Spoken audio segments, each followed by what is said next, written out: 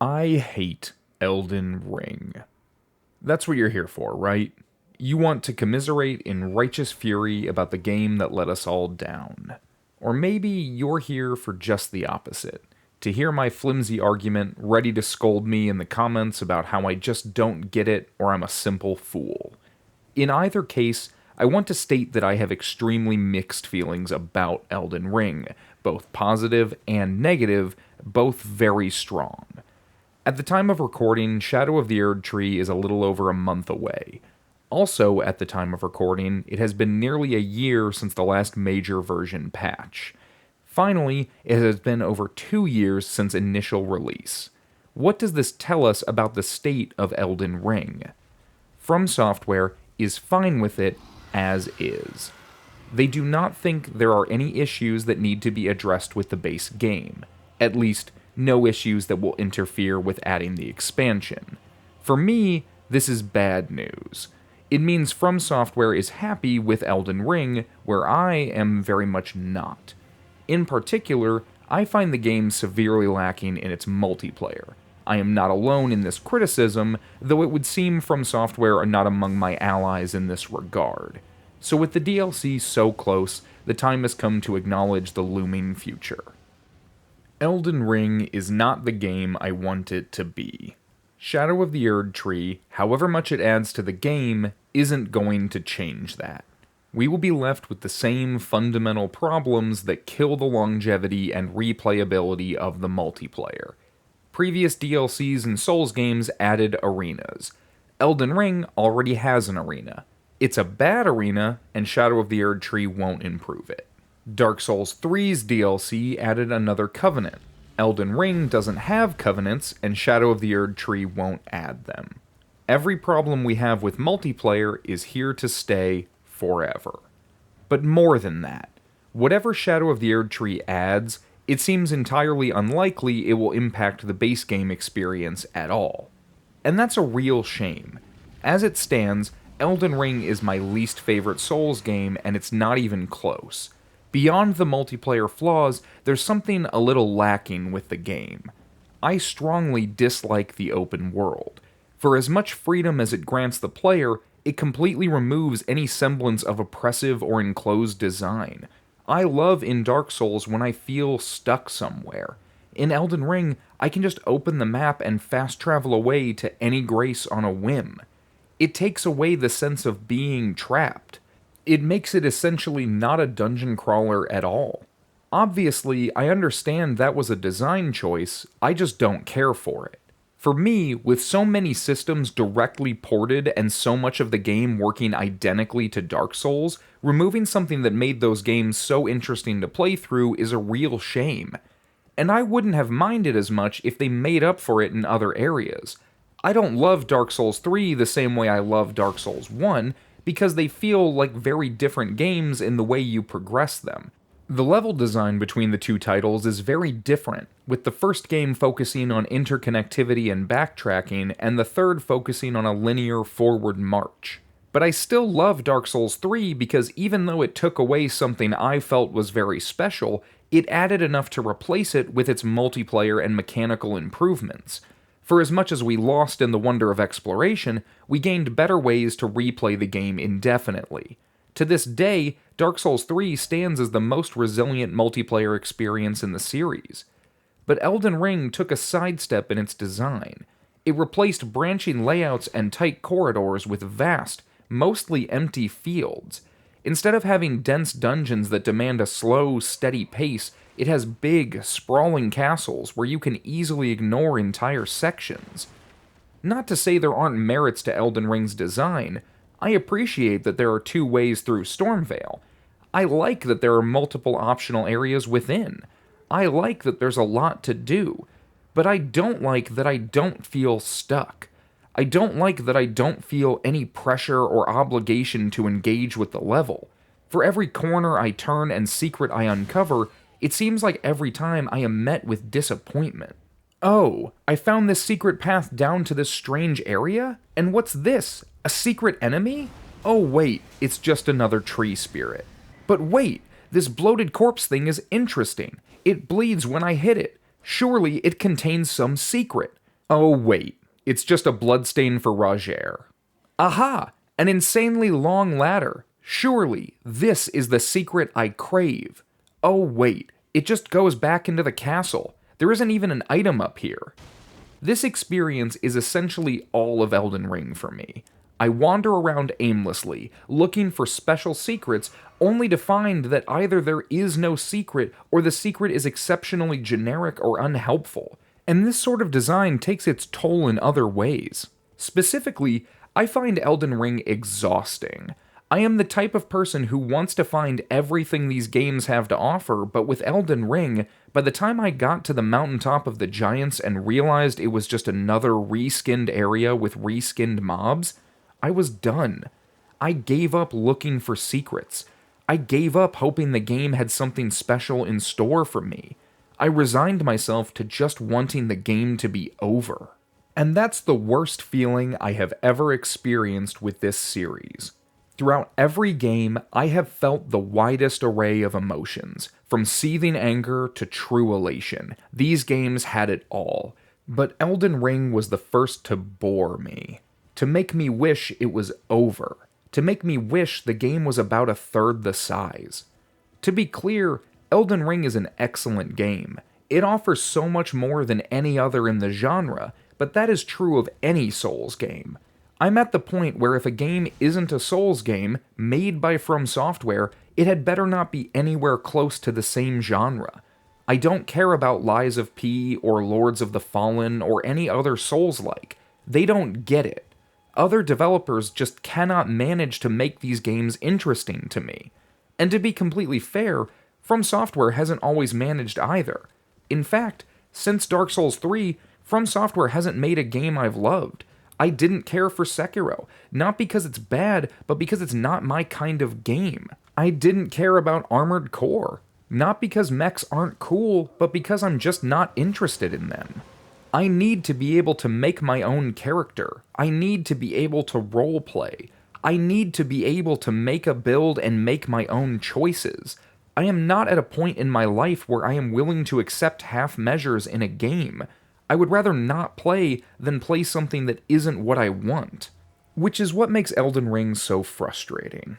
I'm done with Dark Souls 3. I played it for years and I'm done. I loved it, I still love it, but I'm done. I've gotten all I can from it and I need something new. Elden Ring is that game, but it also isn't.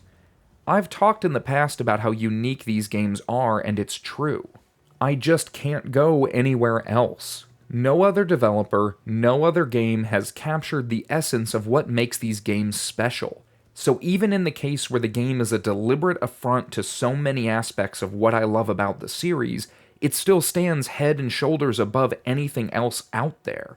So when I say Elden Ring is my least favorite Souls game, please understand that I do not mean that in any other way. It's a 10 out of 10 game, it's just the worst of the best. But Elden Ring sucks.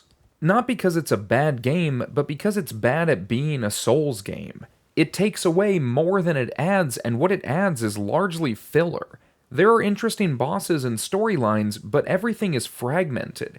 It seems clear that From Software couldn't decide where to place their characters and what their locations mean, so they all end up feeling a little meaningless. And I understand that games are just patchworks of ideas and concepts developed separately and pieced together. I know these aren't works of fact, but beautiful, complex fiction. My problem stems from how unconvincing the illusion is with Elden Ring. I don't believe that characters share models for some divine purpose. I don't believe that the same boss will appear multiple times as illusions or phantoms for any real reason. I don't believe in the Golden Order having any true structure or the game having any purpose at all. I hate that there are maybe 8 non-duplicated bosses in the entire game. A little more than a handful that aren't reused or repurposed in some way, shape, or form. Less than 10 out of around 160 total boss encounters. Only a few have enough significance to only appear once. That's the sort of design that tells me the game doesn't need to be as big as it is. That if you feel the need to design a very imaginative and interesting boss like the Ancestral Spirit, and then feel that need again, so you just put in a regal Ancestral Spirit that is activated and fought in the same way in a new location that is more or less identical, then maybe you should rethink your scope. And I'm not saying it's lazy, I'm saying it's unnecessary. Games do not need to be a certain size or have a certain number of boss encounters. That's the sort of design choice that comes out of having a lot of content. So when that content is regularly repeated, it creates a very dissonant experience for me. It makes me question what the design goal was and whether or not what they did accomplished that. In the case of Elden Ring, it seems to me the goal was to make a vast, expansive landscape that would evoke a sense of scope.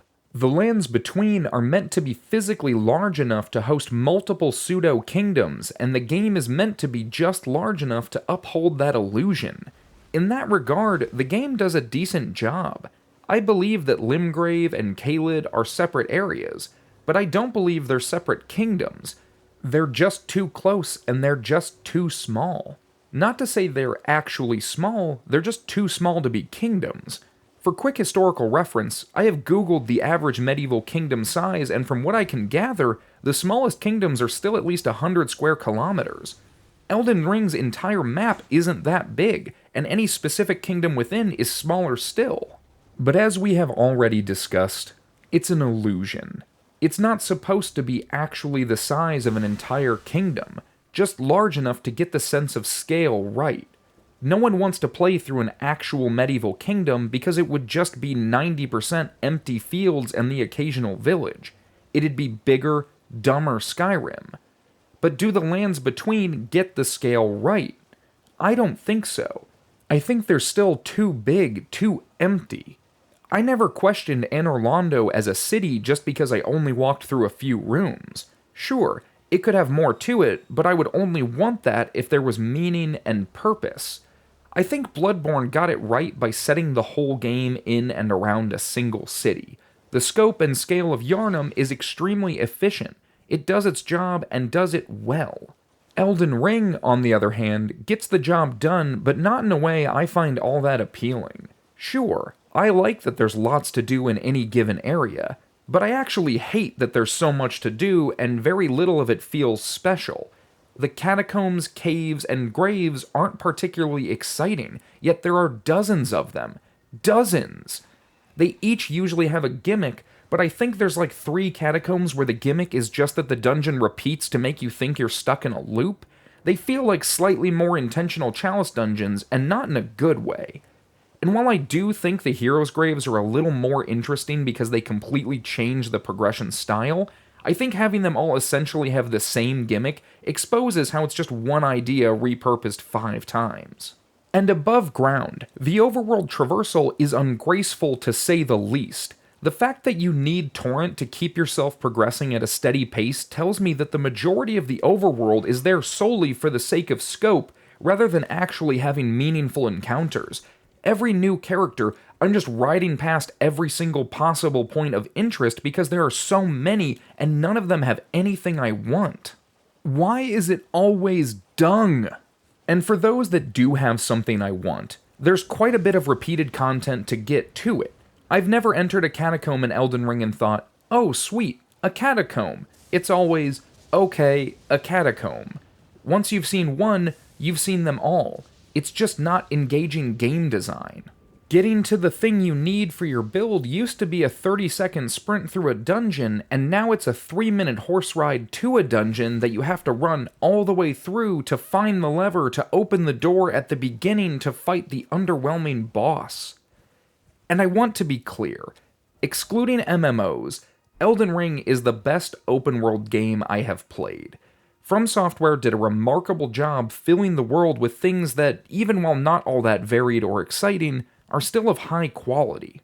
My real problem is that every time I interact with the open world, the only thing I can think is, why? Why did they make it open world? Was it just for the hype? Trying to follow a trend? Is it really necessary to the sort of game they're trying to create? I loved what Dark Souls did with its world design. a microcosm of significant people and places all crammed together in a walkable space. It felt even bigger because it took time to traverse and your traversal was impeded at every step. It made up for the lack of scale through density and adversity. Now, obviously, there is a great degree of personal preference that needs to be considered. Some people, I am sure, enjoy the open world. I'm just not one of them. When I play a game, I want to have my experience as active and dense as possible, and I find open worlds to be largely at odds with those things. Take consumables, for example. In previous titles, you would need to find various merchants or key items that would unlock different consumables for purchase. You would use the currency you gained playing the game to purchase those consumables. Simple, yet effective. But in Elden Ring, you can't just buy consumables. You need to craft them. And you can't just buy the materials. You can buy some after you have unlocked them, but not all of them. And you can't just craft as many as you have materials for, because you need another key item to be able to hold the materials. And where do you find the materials you can't buy? Riding around the overworld with sparse density. Meaning if you need a lot of them, you need to do a lot of riding around, with the only goal being to farm materials. It's some of the worst design I have ever seen in a FromSoft title, and I can't believe it hasn't been addressed. If Shadow of the Erdtree doesn't make every single material purchasable, then I will be forced to assume their only real goal is to waste people's time. Because the goal of material farming in any game is to waste time, to gate progress behind a time sink, to masquerade as content. After all, if something takes longer, that's more content. And on the point of lacking content, I think the item and equipment variety in Elden Ring leaves much to be desired. I think when you count up all the different talismans and weapons and everything else, you don't get a substantially greater offering than previous titles. Sure, there are more, but certainly not proportionally more. Going even further, I think the armor in Elden Ring is kind of bad. Not as in it doesn't work, but in the sense that it looks bad. Armor design is always something I have found extremely appealing in the Souls series. It's always had such a unique look, mundane yet bespoke. But when I look at Elden Ring's armor designs, I get the feeling that they were going for something grand and obtuse. The armor is either laughably loud or frustratingly routine, with very little in between.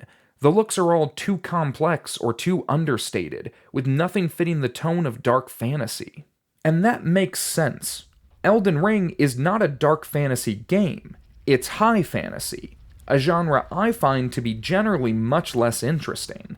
In D&D terms, dark fantasy is D&D pre-Forgotten Realms, and high fantasy is everything after.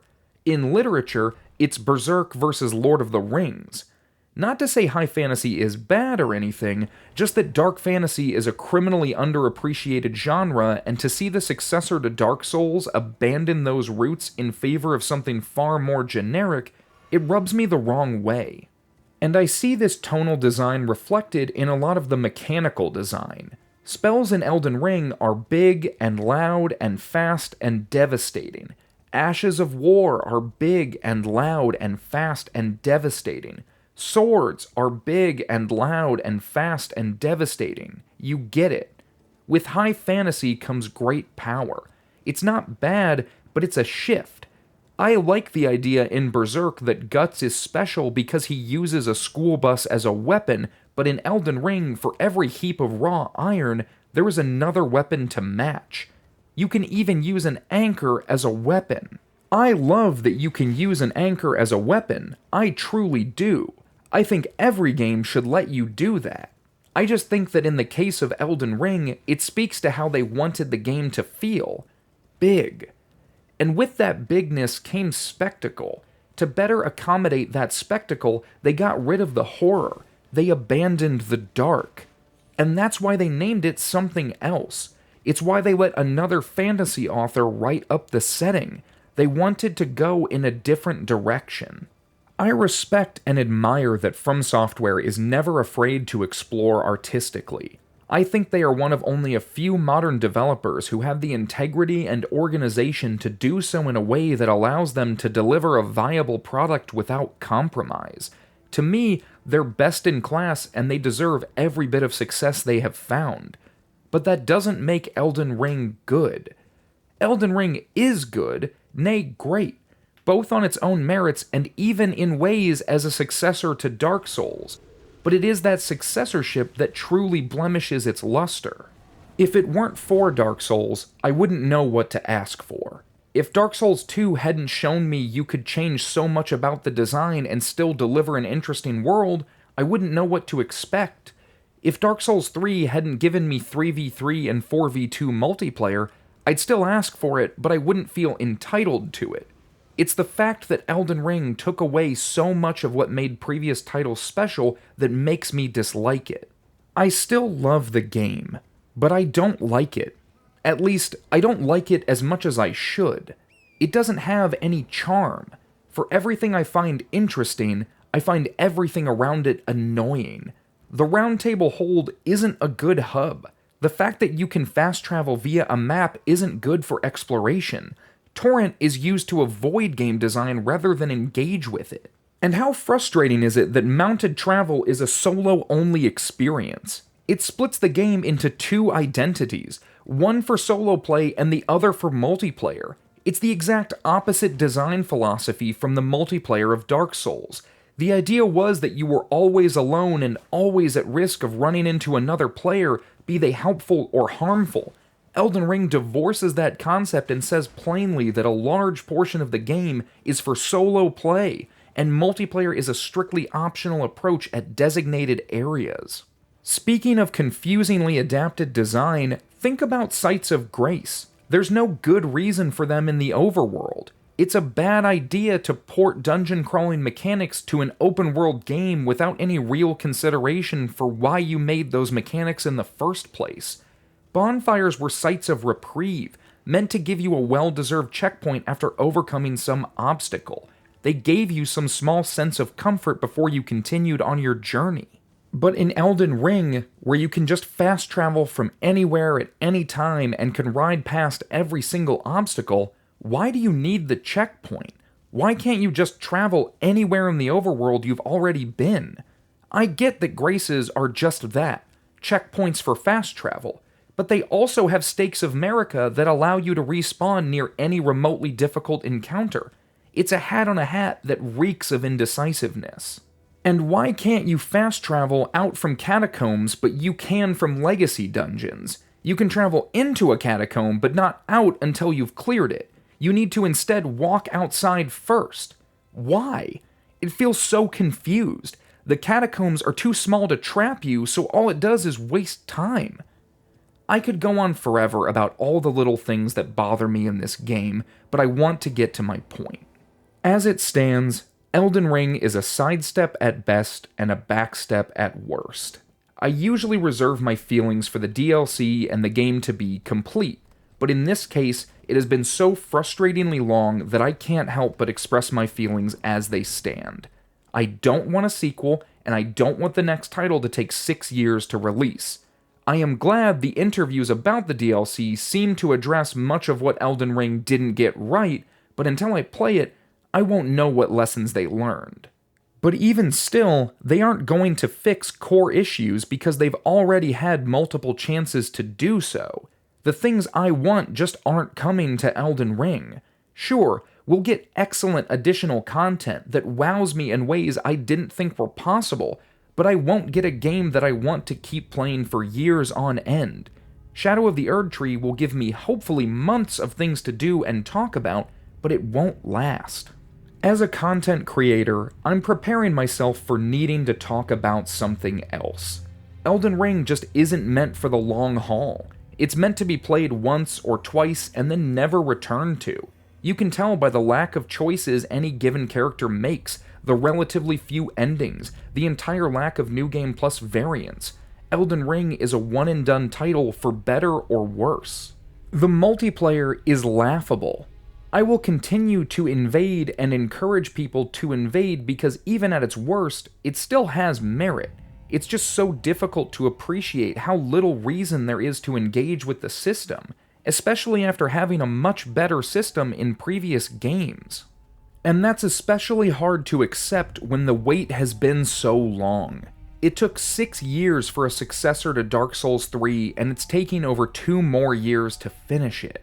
Is it so strange to think we might be in for the better part of another decade before we get anything else to play? I'm worried From Software will deviate their interests again and again, exploring different titles that don't fill the same role, and players like me, who can't go anywhere else, are going to be left wanting and waiting. So is Elden Ring a bad game? Well, sort of. But only by very specific standards. By real standards, it's a great game. It's just a bad game for multiplayer and longevity, and it's not the best work of a best-in-show developer. Will Shadow of the Erdtree fix anything? Probably not. The only thing we can be sure of is that it will add to the already monstrous amount of time each playthrough takes. We can only hope it's all killer, no filler. Elden Ring is a game that I love, but that I often need to force myself to play. Everything about it I find interesting, I found more interesting in a previous title. I am hoping and praying that the DLC can fill in the gaps and repackage this game as a worthwhile successor, but I just don't see the fundamental flaws getting fixed in any meaningful way. I want to look back on this game the way I look back on every other Souls game, with longing and adoration, rather than contempt and disappointment. It'll be up to Shadow of the Erdtree to finalize its legacy. From Software is an S-tier developer, and they have my absolute respect, but it is important to criticize things you respect so they can be the best versions of themselves. Elden Ring should be a valuable lesson in how a game can go too far in one direction and not far enough in another. Bigger isn't always better, be it sword or sorcery. That's it for this video. I know this one was kind of a downer, but I wanted to get my thoughts out there before Shadow of the Erdtree. I am tepidly excited for it. Hell, I'm frothing at the mouth and champing at every bit, but it's one of those things where I won't know how I feel until I feel it. And please, put your comments down below about your feelings on Elden Ring. I'm sure I'm not alone in my frustrations, and I know it can be a hard line to walk. People will tell you they either need to be in absolute unflinching support of something, or else they're arguing for its opposite, but that's all just fanboy nonsense. If you love something, do everything you can to find weaknesses so it can be made stronger than ever. Thank you for watching.